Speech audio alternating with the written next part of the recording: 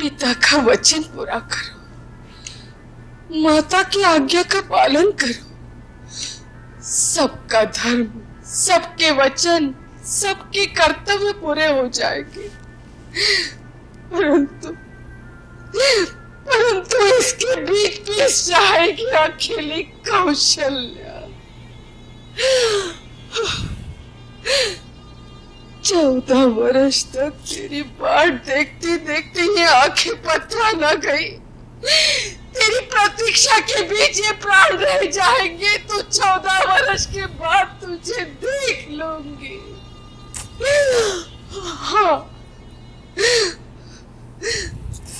तू तो वन गमन का व्रत लेकर मां से विदा मांगने आया है। ये नहीं जानता विदा के साथ साथ तूने मां के प्राण मांग लिए, मां के प्राण मांग लिए। राम,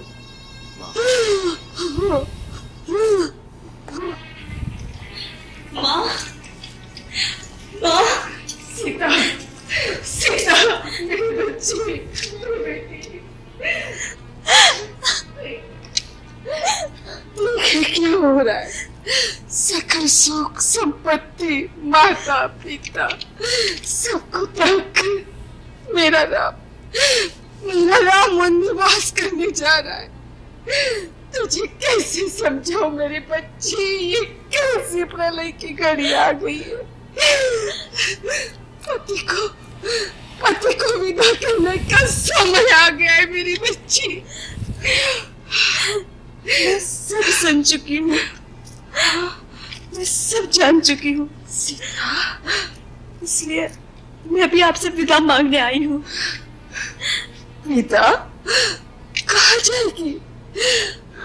जनकपुर अपने पिता के पास? नहीं, मेरी बच्ची, मैं अकेली रह जाऊंगी। मुझे छोड़ के मत जा, मुझे छोड़ के मत जा। तू मेरे पास है, मेरे पास है। मैंने जनकपुर जाने के लिए नहीं कहा माता जी। जब मैं डोली में बैठकर विदा हो रही थी तब माँ ने कहा था अब जनकपुर से तेरा कोई नाता नहीं रहा। मैं तो अपने स्वामी के साथ वन जाने के लिए आपसे विदा मांग रही हूँ। वन? तो वन जाएगी? हाँ, जाएंगे। सीते, ये तुम क्या कह रही हो?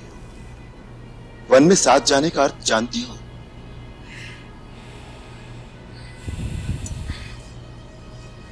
मेरे लिए आपका साथ ही सब कुछ है, फिर अर्थ और अनर्थ जाने की क्या आवश्यकता?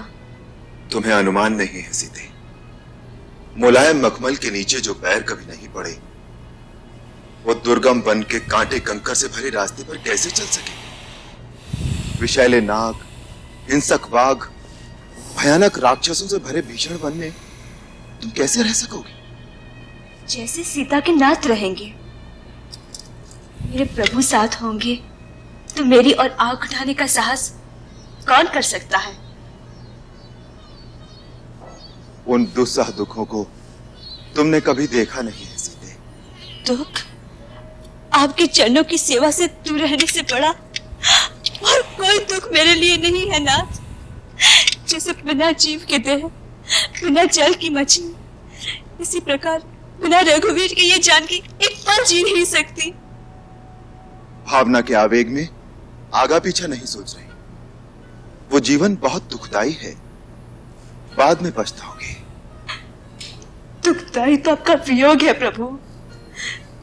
मेरे लिए तो सुख और दुख का अर्थ बस इतना ही है, जहां आप हैं वहां मेरे लिए सुख ही सुख है, और जहां आप नहीं वहां स्वर्ग ही मेरे लिए नरक से अधिक दुखदाई है।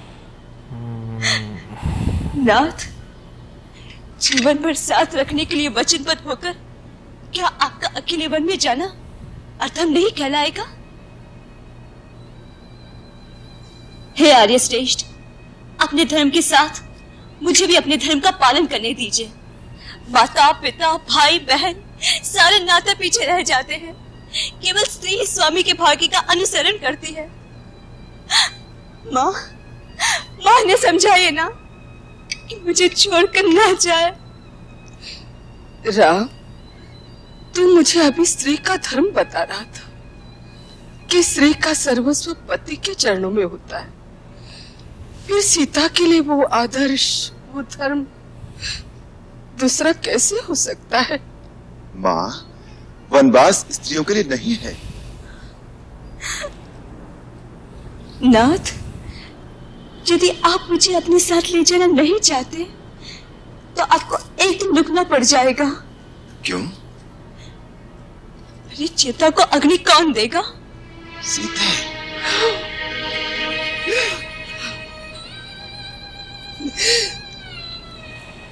ये ठीक कह रही है राम। अगर सीता की प्राणों की रक्षा चाहते हो तो इसे अपने साथ ले जा।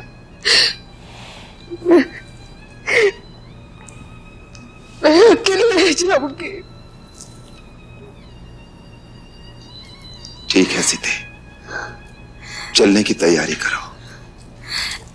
भैया भैया भैया भैया, जो मैं ये सुन रहा हूँ क्या सच है कि कई के कहने पर महाराज ने आपसे राज छीन लिया? लक्ष्मण, माता कैकई को कैकई कहकर कब से पुकारना सीख लिया तुमने? आप बुलाओ उसे माता। मैं उस कुल घटनी को माता नहीं कहूंगा और मैं यह न्याय भी कभी नहीं होने दूंगा। भैया, मेरा यह धनुष केवल शोभा की वस्तु नहीं है। मैं इस धनुष से महाराज की चतुर्गणी सेना का अकेला सामना कर सकता हूँ। लक्ष्मण, महाराज ने क्या समझा? राम बड़ा विनयशील है, वो चुपचाप सब कुछ सहन कर लेगा। बहुत ज्यादा उन्हें नहीं मालूम कि राम के नाम पर मर मिटने वाले लोग चुप नहीं रहेंगे। सारी जनता विरोध कर देगी और फिर जनता की भी क्या आवश्यकता है? उनका ये दास लक्ष्मण अकेला ही महाराज और उनकी पूरी सेना के लिए पर्याप्त है। और भरत भी आ गया तो उसे भी छठी का दूध याद दिला दूंगा। चुप रहो लक्ष्मण, अनर्गल बातें मत करो। आप बीच में मत पड़ो भैया। अन्याय सेना क्षत्रिय धर्म के विरुद्ध है। शत्रु वार करे और क्षत्रिय उसका उत्तर न दे, ये उसकी वीरता पर धिक्कार है। जो राज सिंहासन प्रजा में घोषणा करके आपको दिया जा चुका है, उस राज सिंहासन में बैठने का अधिकारी कोई नहीं हो सकता, स्वयं महाराज भी नहीं।